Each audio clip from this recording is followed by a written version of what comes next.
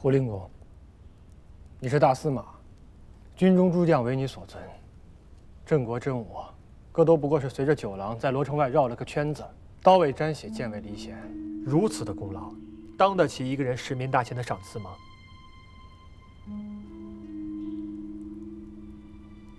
七郎君，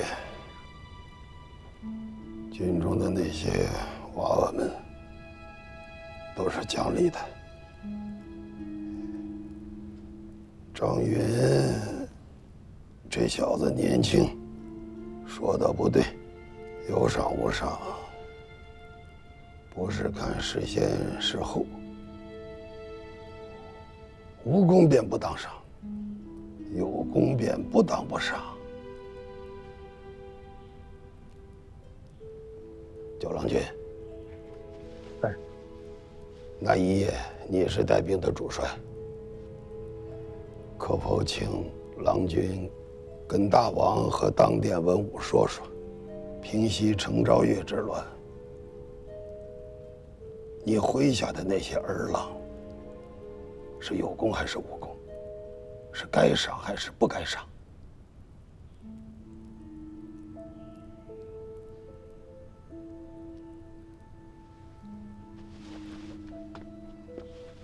回胡令公的话，我是于畅子，不会带兵，只会胡闹。小郎，不得对胡令公无礼。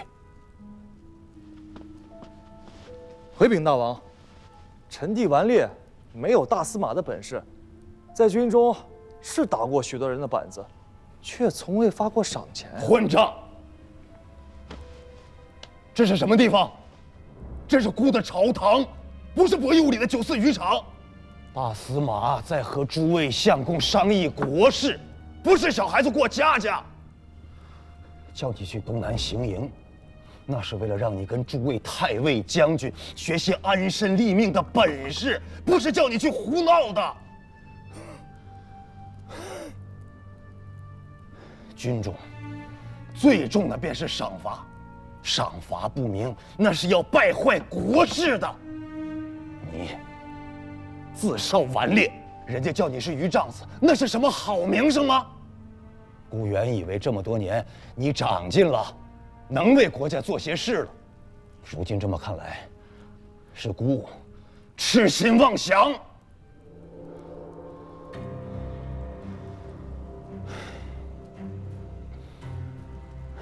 罢了，孤每日多少正事要做，没心思与你置气。拔去你那衙右统军事之职，交还兵符。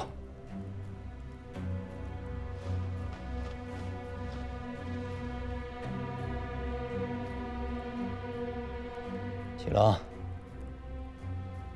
收了他的兵符。王兄，连你也要抗命！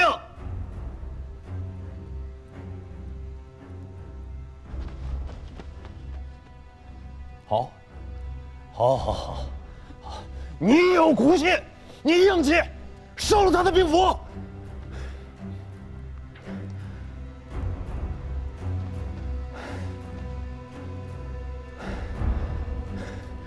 程昱大司马，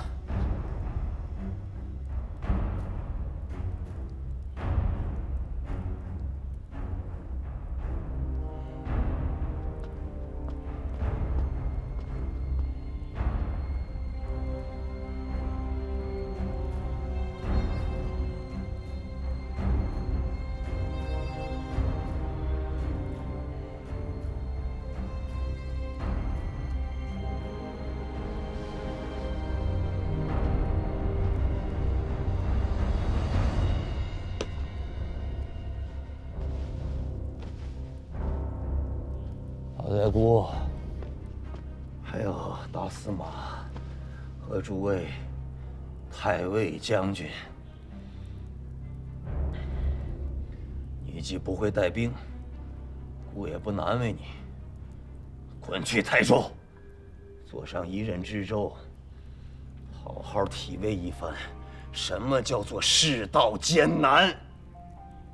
臣弟谨奉王教。明日一早便启程出发，沿途不许耽搁，更不许生事滋扰地方。若再让姑知道你敢胡闹，断不轻饶。不必等明日，臣弟现在就回家收拾行当，连夜动身，不在杭州，挨六哥眼。混账！父母上墙的烂泥！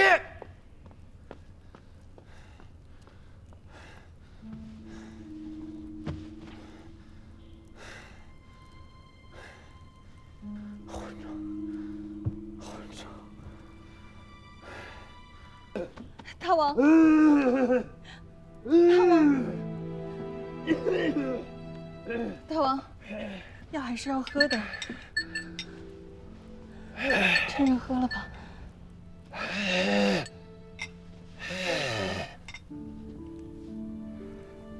给我吧。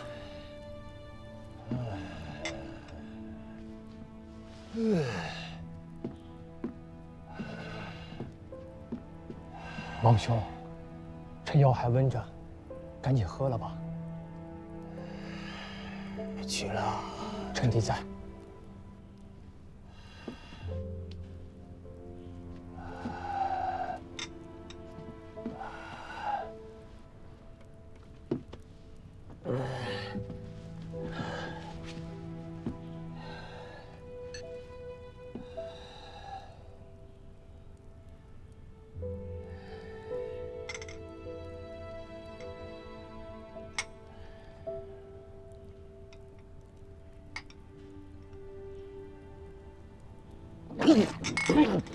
王兄，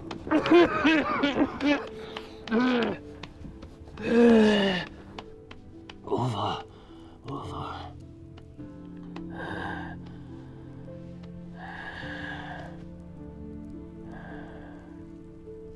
你也去吧，去吧。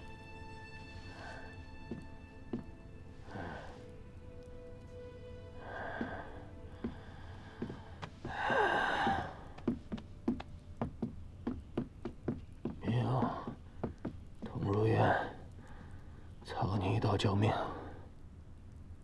武成把丞相拜为吴郡节度使，知福州市。王兄，这还不明白？萧山大营6000卫兵，一干将从，再加上一位当朝的大司马，一个酒郎，分量够吗？王兄把酒郎贬往台州，是为了安抚军中。一个当朝丞相，一个宗亲王弟，这分量应该是够了。平乱的犒赏，硬是能少发些了。此事太过荒谬。军中无小事。当年吴永都兵乱，根子也在钱上。父王在日，每每驱驰士卒，也都是把赏赐摆在头里。如今这天下，便是这样的规矩。不要说咱们东南一隅，便是那坐在汴梁崇元殿里的刘知远，也不敢坏了这个规矩。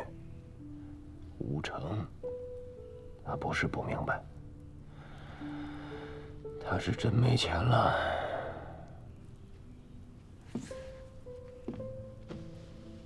你去与他说，就说姑知道，委屈他了。他是你我兄弟的姑父，自家人，姑知道，他能体谅。不过此番去福州，他却不能闲着，或请或绑，叫他把那个李仁达给姑送到王都来。是。臣弟这就去办。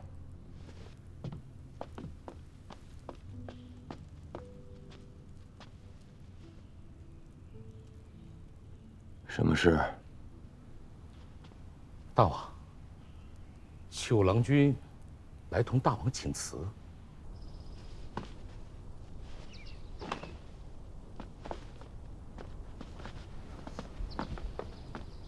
七哥，九郎君，大王召郎君觐见。进去吧。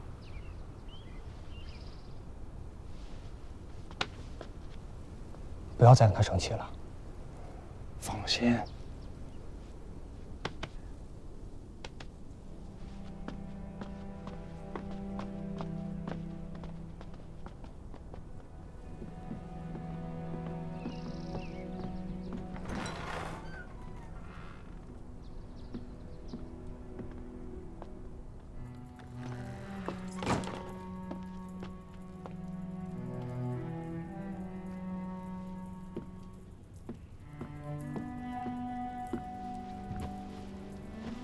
臣弟特来向大王辞行。都收拾好了。啊，收拾好了。带了几辆车？多少随扈？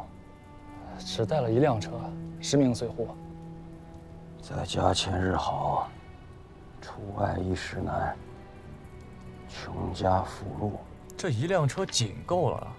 再说了，臣弟也没想着要走陆路，出了城，到了博弈坞，便登船了。哎，臣弟是个懒的，吃不得太大的苦头。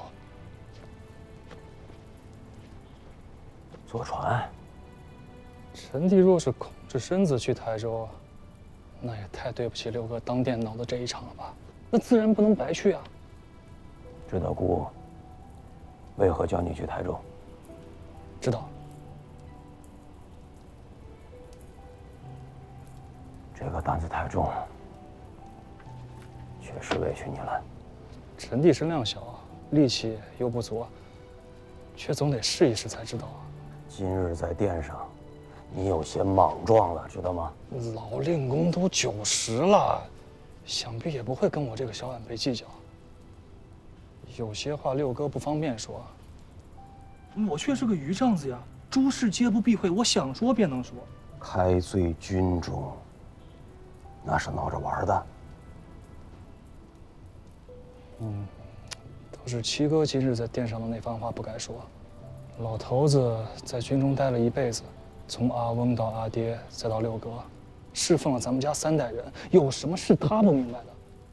他明显啊，装傻充愣，逼着哥哥们去得罪人啊！七哥那番话要是传到军中，那些王八羔子不得恨死七哥？不要学军中那些糙话。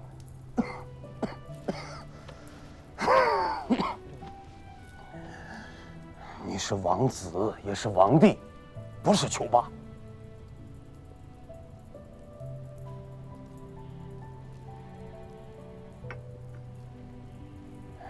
你是为了救七郎。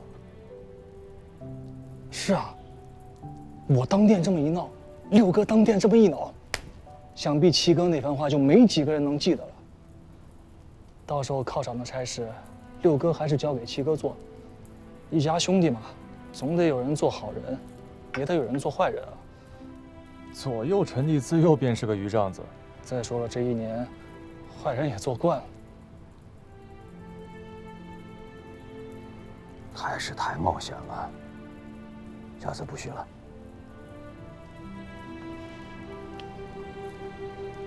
诺。姑父啊，大王也是权宜之计。军中都是些粗人，不明白什么大义道理，更不懂得国事艰难。伯父且去福州安置。大王说，李仁达此人在福州经营把持时候太久，需想个法子调回王都来缉你。七郎君，下次莫要再如此莽撞了。姑父何出此言？七郎君还不明白吗？朝堂之上有些话老夫说的，九郎君说的，你却说不得。这是何意？因为大王的长子今年只有5岁，因为当今乱世，无论是中原还是吴越，均力不得右主的。因为5年以来，先是领军内衙，而后参政相辅，如今更是你前世宗亲中唯一的宰相。大王对你寄予厚望。姑父，我断无此心。糊涂！朝局如此，明眼人都能看明白。若是大王御体康健，事情尚有余地。可如今大王时少时繁，每夜只睡2个时辰。一旦倒下，你这个前世宗亲之首，若是不能撑起门户，国家将有不忍言之事。朱温、李嗣源死后，诸子正位将京师做了战场，手足相残，人伦崩坏。文臣军将各项依附，朝野上下杀了个人头滚滚，血流成河。大好的江山，最后都便宜了外姓之人。无论你自家认与不认，此时此刻你就是吴越的储君。老夫这个首相可以开罪军中，九郎可以开罪军中，你却不能，因为你是储君。无论何时都不能失了军心。这是明摆着的事，大王明白，胡金司明白，丞相府一乡三参都明白，就连九郎君也明白，所以今日殿上他才站出来闹上一场，所以大王才必须要将老夫及九郎贬往外郡，给军中诸将一个交代，因为你是储君，要保住你，只这么出去一个年轻的九郎，分量不够。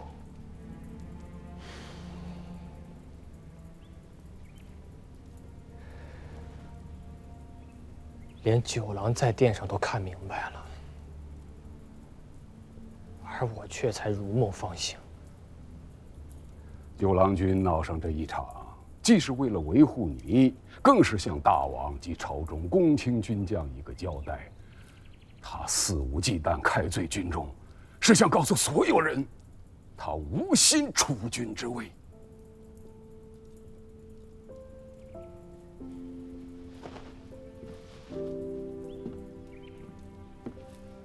姑父和九弟一片苦心，钱弘宗惭愧无地。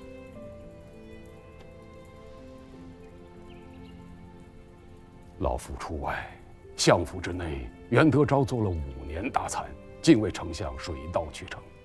王都之内，只要宗室不乱，大王亦不生事，一时之间也不会有大乱。眼下台州的烂摊子，才是头等大事。此去台州，若是没有把握，便不要冒险。左右还有2个月，不再想其他法子。六哥没时间了，若是错过了春耕的节气，怕是等不到秋收，台州便乱了。谁能想程昭月竟如此烈性？本来还指望着从山岳社挖出一笔福财来，此人纵然心思险诈，悖逆妄为，但做起事来，却是比王都大多数的公卿臣僚都要用心。用心做事的人倒也不是没有，恐怕是一直未曾得用罢了。你是说沈吟吧？我就知道瞒不过六哥。说实话，这一遭去台州，若是没有此人，臣弟心里也少上几分底气。你且去，明日姑便发明教，让人去台州。明儿发王教太显眼了，还是由相府签发札子为好，否则教命一出，那里里外外所有人都盯着。若是让台州那边有了提防，那事情便更不好了。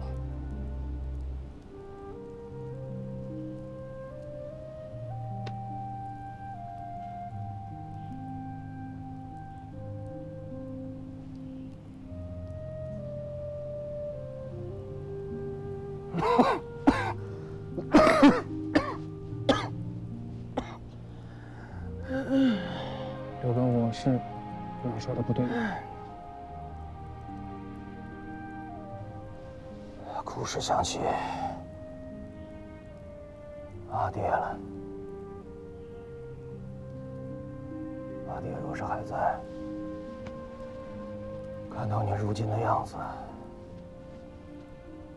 不知道有多欢喜。